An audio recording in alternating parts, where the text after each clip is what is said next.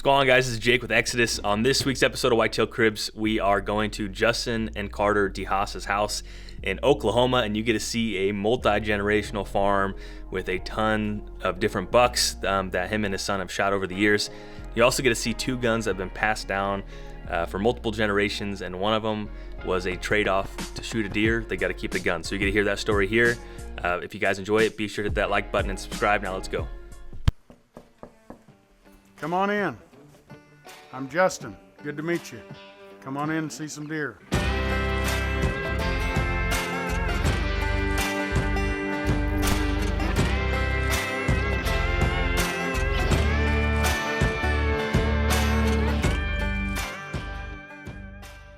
This first buck here is a buck we nicknamed Zeus. Actually, my brother nicknamed the buck Zeus. My oldest son shot it about 4 years ago, right here close to the house. About I think it was 168 inch, 9x8 typical.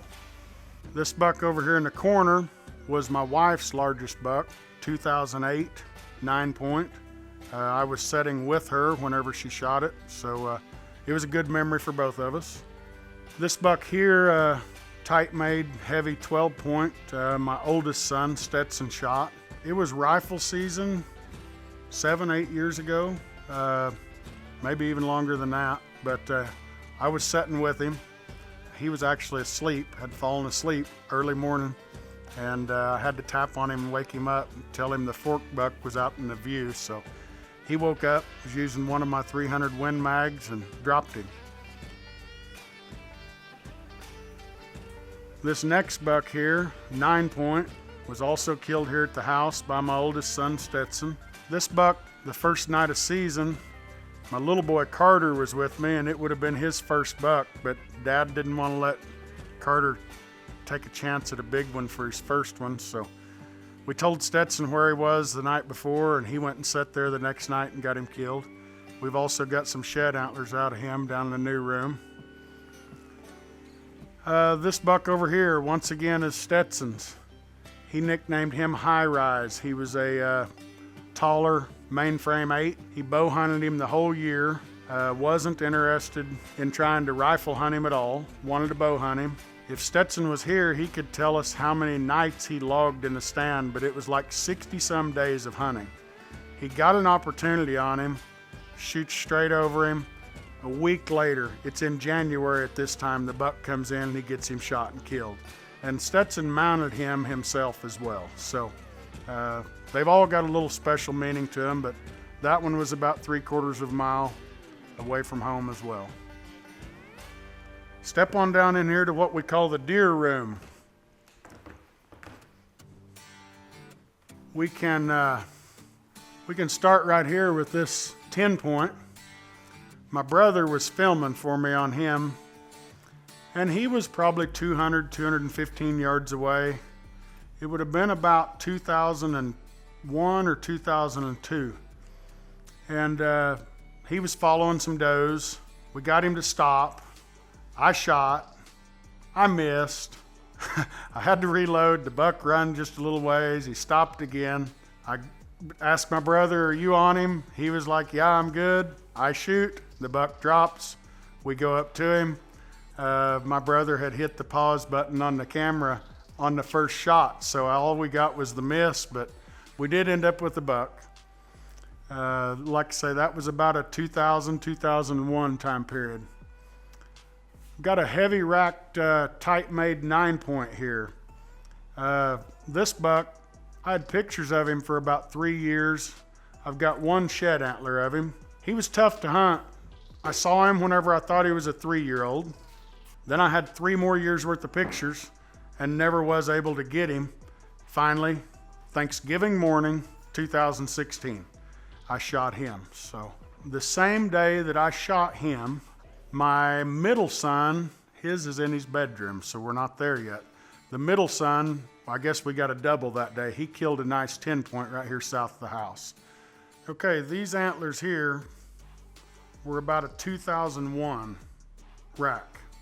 I found them about 6 months apart, and this is him right here. So he had been a buck that we knew was in the area. He was back before we had trail cameras. but I'd saw him a few times checking cattle each year. Never was able to get a shot at him during rifle or bow or anything for that matter. We'd just see him occasionally, and was lucky enough to get 2 years worth of shed antlers off of him before. But I took my 11-year-old nephew. He had never hunted. He took my uncle's 243. He killed a doe, and about 10 minutes later he killed a 4-point buck. That was opening morning of rifle 2002, I believe. That night I go back to the same stand. It's about 3/4 of a mile from here. So I climbed up in the stand with all the activity we did that morning, not expecting to see much. And so here comes a couple does. Here comes a little buck. The little buck looks like he just about jumps out of his own hide, and I'm thinking, what's wrong? Something scared him, and it's the big buck. So he walks by the ladder of my stand. He's very close. I did get him shot about 50 yards later, and he's my biggest buck to date. Scores just shy of 170. This buck here I killed in 2013 with bow. It was my wife's birthday present, October 7th. We were supposed to go out and eat, but the wind was right. So right here south of the house, I was able to kill that buck. He's my biggest bow buck to date, 163 inches gross score on a typical 10. He's got 2 other small points to make him 12. This buck here, I was 14 years old, 1992. At that time, I didn't even know bucks like him exist. He come out chasing a doe and was running straight towards me. And at about 65, 70 yards, I shot him with a 30-06 right here in the center of the chest, and he flipped end over end. This tall tine 9-point buck, he was close to 150-inch gross. I saw that buck in the middle of summer baling hay, and he was just about a mile from my house. I didn't bow hunt that year, and as we come to black powder season, I was doing a little scouting and I saw him. I actually saw him the night before black powder season and got some good video of him that night. Hunted the next night, which was the first night of black powder.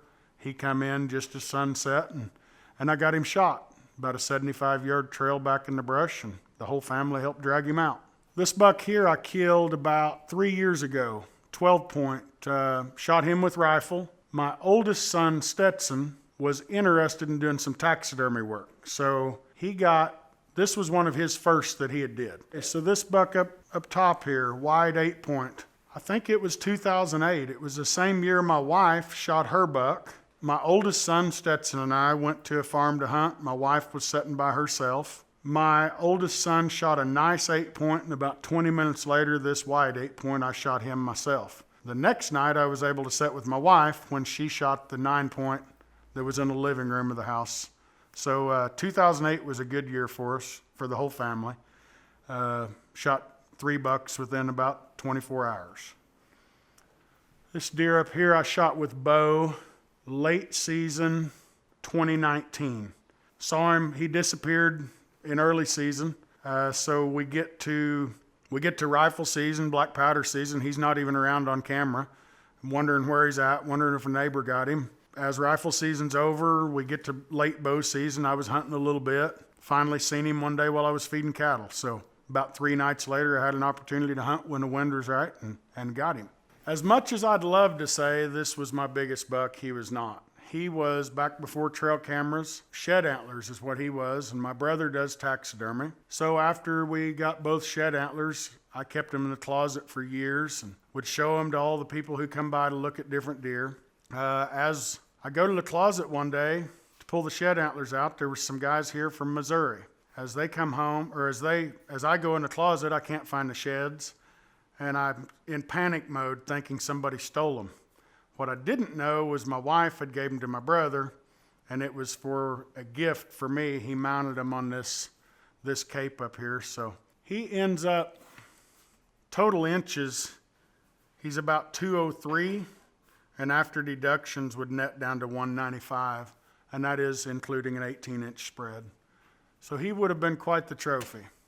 These two come off the same farm the same year. Both were bow kills. I did the paint job myself, did the European mounts, and just trying to find something new on the way to put them on the wall. Carter, little man, he was setting with me When this one come in, he was trailing 2 does. We were sitting in a 2-person ladder stand, and I had to reach down. Carter was about 5 or 6 years old, and his little legs were getting pretty nervous, and they were moving back and forth, so I had to reach down and ask him to hold his legs still because I was afraid the buck was going to look at us. But he come into about 20 yards, and I got him shot. This one here was, like I said, the same farm, same season, so those was my 2 bucks from that year. Probably the most unique one in the house. We had pictures of this one on trail cam for about 8 to 9 years, and we couldn't decide if it was a doe or a buck. I shot it, and it was all velvet. After I did a European mount on it, the velvet all left, and it's got somewhere in the neighborhood of 40 little points from about 1 inch to, Carter just said 51. He must count higher than I do, but anyways, it ended up not having any testicles, so it was what they call a cactus buck. I shot it in black powder of 2016. This buck that we called Heavy, he would disappear every year. You could mark the calendar, October 12th, he was gone. I saw him on October 1st. A doe decided to stomp her foot a few times and didn't want to let him come in. A couple nights later, the wind was right again. I'm back in the stand. No Heavy that night. But October the 6th of this year, I was able to stick him at 22 yards. And he's about 154 as an 8. And then he's got some forked brow tines and this cool fork here, and carries his mass well. Heavy's probably, he might not score as much as a few, but whenever we put him up against the others, he's going to catch some attention for sure. Hi, I'm Carter DeHaas, and I've killed 22 deer, and I am 12 years old. My first deer that I ever shot was this old 6-point. My first shot that I took at him, I just shot right over his back, and he ran about 30 or 40 yards and stopped. And then we got my single shot 30-30 reloaded, and I shot him in the heart. And my next deer, which is my second buck right here, he's a 9-point right there. I shot him for my first crossbow buck. So right here, this is my first buck that I ever shot with my mom, and we were sitting together, and I had been drawing some stuff. I don't even remember what it was, so I wouldn't be making any noise. And she said, "Look up," and I had seen the buck, and I dropped it right where it was. This buck was the only buck that I shot last year with a doe or two, and he has a little point coming out of right there, out of his head. He has a broken brow tine, and my dad actually wanted to shoot this buck after he shot the really heavy one. It was just a happy deer for me. He was actually right along some railroad tracks, and we crawled over really long ways to even get to him. As I've mentioned a few other times, family has always been important and should be with everyone. This is a 12 gauge, and it was my great-great-grandfather's gun. My great-great-grandfather also homesteaded here after the Oklahoma land run. It was passed down to a great-uncle, and then it was passed down to a cousin. My cousin didn't think that any of his kids was interested in it, so he called me one day and said, "Since you live on the family farm, are you interested in a gun?" Of course, I said, "Sure." And I've shot a few turtle dove with it. It still works, and the gun's well over 120 years old. This old lever action, kind of the same story. Family gun, passed down, got sold, got bought by other family members, passed down. My dad actually owns the gun, but he doesn't hunt anymore, so I've asked him for a few years if I could use the gun, and ammo's hard to get. It's a .40-82 lever action. I believe the gun was made in 1892. We have to shoot 45 70s that have been necked down because they no longer make 4082. I found a guy who made them from Florida, bought the ammo, and this year was my first year to successfully harvest a doe. And I shot her at about 40 yards with it. But interesting, my great-grandparents lived right here. They're surrounded by timber. They claim there wasn't a whole lot of deer back then, but one of their daughters married a man who worked for the wildlife department out of Colorado. He brought this gun to Oklahoma. He wanted some deer meat. They give this gun and 3 shells to my great-great-grandfather. Said, please shoot us a deer. We'll give you the gun if you'll harvest a deer for us. So he tracks down a buck and a doe both, shot them. I don't remember if he kept the buck or kept the doe, but he gave his son-in-law and his daughter one, and he got the other one, and he kept the gun for all the years. So it's been handed down through the family as well. So this is a 6.5 Carcano. I inherited it from my uncle that passed away last year. This is a 1941 model, and this is the shell. This is the newer version of the shell, but the older version had a bit longer of a tip and a round tip. This is also the type of gun that was used to kill John F. Kennedy. I thank you guys for coming. It's been a pleasure for me to get to talk about the deer, and hopefully somebody will enjoy watching too. As you can see, there's a house full, and of course there's a barn full outside, but thank you guys very much for coming.